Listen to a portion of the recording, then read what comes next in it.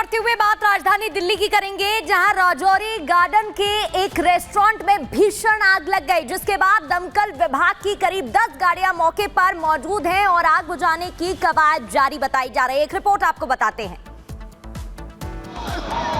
सबसे पहले तस्वीरें आप टीवी स्क्रीन पर देख रहे हैं, जहां दमकल विभाग की जो गाड़ियां हैं वो मौके पर पहुंच चुकी हैं। कर्मी आग बुझाने में जुटे हुए हैं। दिल्ली के एक होटल में अग्निकांड का मामला, अचानक से भीषण आग लग गई, जिसके बाद सूचना दमकल विभाग को दी गई।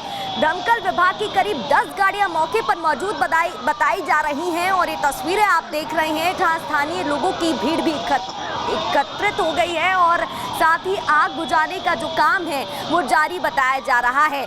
तो आग लगने की खबर के बाद मौके पर हड़कंप मच गया। भीषण आग लगी है, आग की उठती लपटें और उससे निकलता ये धुएं का गुबार आप तस्वीरों में देख सकते हैं। धुआं ही धुआं चारों ओर नजर आ रहा है, जिसके बाद दमकल विभाग की गाड़ियां मौके पर पहुंची और आग बुझाने का काम फिलहाल जारी बताया जा रहा है। तो राजौरी गार्डन का एक होटल ये बताया जा रहा है। राजौरी गार्डन में ये होटल स्थित है, जहां अचानक से आग लग जाती है और उसके बाद आग बुझाने का काम अभी जारी बताया जा रहा है। तस्वीरें आप देख रहे हैं, आग बुझाने का काम लगातार जारी है। लोगों में हड़कंप मचा हुआ है, स्थानीय लोगों की भीड़ भी मौके पर मौजूद है और आग बुझाने की जो कवायद है वो लगातार जारी बताई जा रही है। कड़ी मशक्कत के साथ काम जारी है।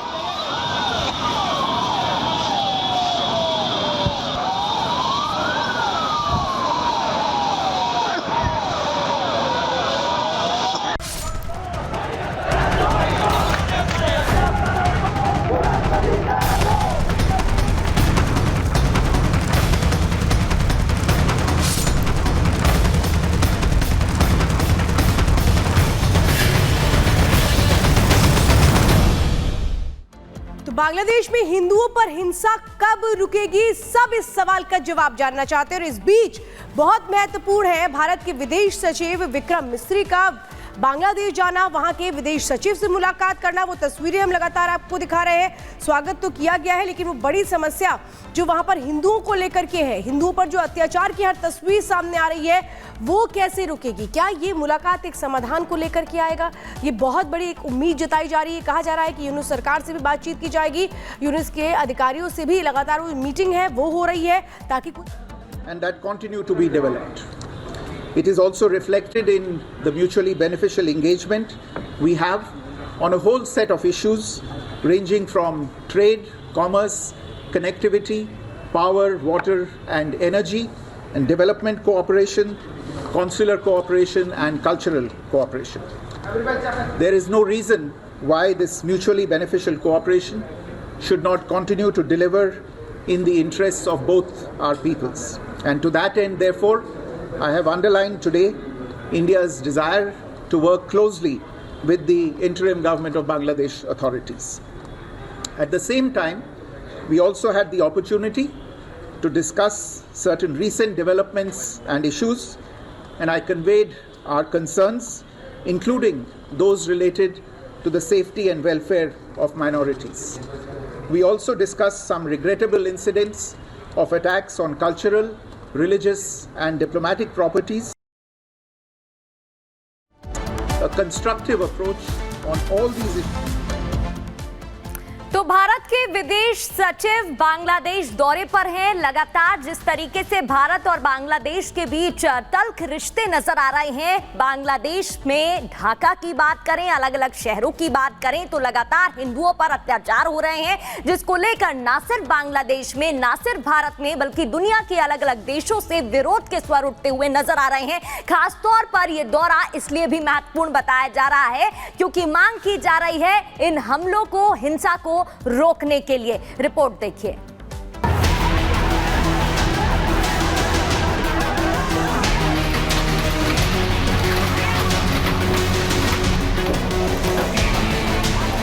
बीते अगस्त से बांग्लादेश हिंदुओं के लिए नरक बन गया है। वहां कट्टरपंथी ताकतें हिंदुओं को लगातार निशाना बना रही हैं। हजारों हिंदू कत्ल किए जा चुके हैं, जबकि वहां बेलगाम हुई कट्टरपंथी ताकतों पर अंतरिम सरकार के मुखिया कंट्रोल करने की कोई कोशिश करते नहीं दिख रहे। वहाँ हिंदुओं की स्थिति इतनी खराब हो चुकी है कि सड़कों पर हिंदुओं के सफाई के नारे लग रहे हैं। घरों में घुसकर हिंदुओं का कत्ल किया जा रहा है, उन्हें लूटा जा रहा है, उनके घर को आग के हवाले किया जा रहा है। हिंदुओं को बचाने वाला कोई नहीं है। कोई ऐसा दिन नहीं जब बांग्लादेश से आ रही ऐसी तस्वीरें दुनिया को दहशत में नहीं झोंक रही। यही वजह है कि बांग्लादेश में सामने आ रही इन घटनाओं के खिलाफ भारत में भी जबरदस्त गुस्सा है। बांग्लादेश की कट्टरपंथी ताकतों के खिलाफ पूरे देश में विरोध प्रदर्शन हो रहा है। जनता सड़कों पर है और केंद्र सरकार से बांग्लादेश के मामले में दखल देने की लगातार मांग हो रही है। जाहिर है बांग्लादेश और भारत के बीच फिलहाल माहौल पूरी तरह से तनावपूर्ण है, लेकिन इसी तनावपूर्ण संबंधों के बीच आज भारत के विदेश सचिव विक्रम मिस्री ढाका पहुंचे हैं, जिसे लेकर पूरे देश की निगाहें इस वक्त बांग्लादेश की तरफ घूम गई हैं। माना जा रहा है कि मिस्री इस दौरे पर अपने बांग्लादेशी समकक्ष मोहम्मद जसीमुद्दीन के साथ कई मुद्दों पर खुलकर बातचीत कर सकते हैं, जिसमें वो बांग्लादेश में हो रहे हिंदुओं पर हमलों को लेकर भारत की चिंता से बांग्लादेश सरकार को अवगत कराएंगे। बांग्लादेश पहुंचे विदेश सचिव विक्रम मिस्री। बांग्लादेश से होगी कई मुद्दों पर बातचीत, हिंदू अल्पसंख्यकों पर हमले पर बात संभव। विक्रम मिस्री की यात्रा कई मायनों में अहम, संत चिन्मय के मुद्दे पर भी हो सकती है चर्चा। हालांकि भारतीय विदेश सचिव के बांग्लादेश दौरे पर जाने से पहले भी भारत ने कई बार बांग्लादेश को वहां हिंदुओं की सुरक्षा को लेकर सवाल उठाए हैं और पीएम यूनुस से कट्टरपंथी ताकतों पर लगाम लगाने की अपील की है, लेकिन बांग्लादेश सरकार ने उल्टा हेकड़ी दिखाते हुए भारत की चिंता को ही सिरे से खारिज कर दिया और इसे भारत का प्रोपेगेंडा करार दे दिया।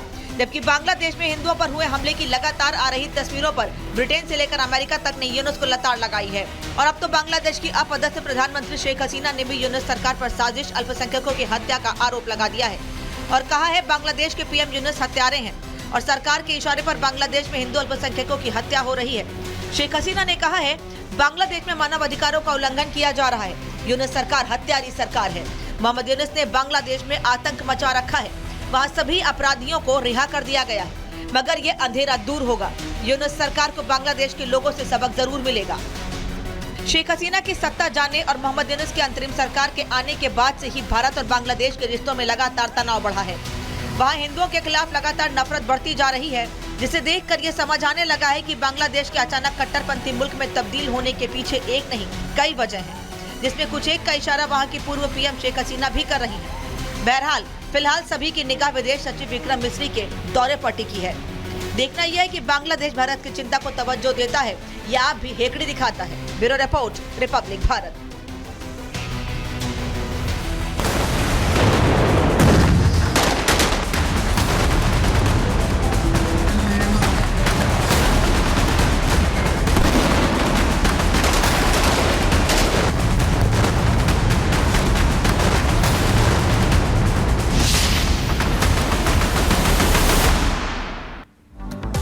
और सीरिया में जो स्थितियां बनी हुई हैं ये बता रही हैं कि किस तरह से वहां की जो सरकार है उसका पतन हो चुका है। वहां पर जो राष्ट्रपति है असद, उनको छोड़ना पड़ा सीरिया को और ये तस्वीरें हम लगातार दिखा रहे हैं। दमिश्क की तरफ जाते हुए वो लोग हैं सड़कों पे जो कोशिश कर रहे हैं कि कैसे सीरिया से निकल जाए। सीरिया की राजधानी दमिश्क की तरफ जो सड़क जा रही है वहां पर देखिए किस तरह से लंबा जाम लगा हुआ है। लोगों को बस अब इंतजार है कि कैसे सीरिया से वो बाहर आ जाए। और ये आप देख रहे हैं सीरियाई आर्मी की ये तस्वीर है जहां उन्होंने अपनी वर्दी उतार करके सिविलियंस के कपड़े पहन लिए हैं और ये दो तस्वीरें बता रही हैं कि सीरिया में अब हालात क्या हैं। वो आर्मी जो वहां पर विद्रोहियों का सामना कर रही थी उसने विद्रोहियों के आगे सरेंडर कर दिया है और अपनी यूनिफॉर्म उतार के वहां के जो सिविलियंस हैं उनके कपड़े पहन लिए ताकि वो अपनी जान बचा पाए। ये स्थितियां हैं सीरिया की। सीरिया की दो तस्वीरें आपको बता रही हैं कि कैसे वहां पर जो लोग हैं वो सीरिया छोड़ने के लिए बेताब हैं, क्योंकि उनको पता है कि विद्रोहियों ने जिस तरह से कब्जा कर लिया है उसके बाद स्थितियां क्या होने वाली हैं। और ऐसे में जल्द से जल्द यही कोशिशें हो रही हैं कि कैसे सीरिया से बाहर आ जाया जाए।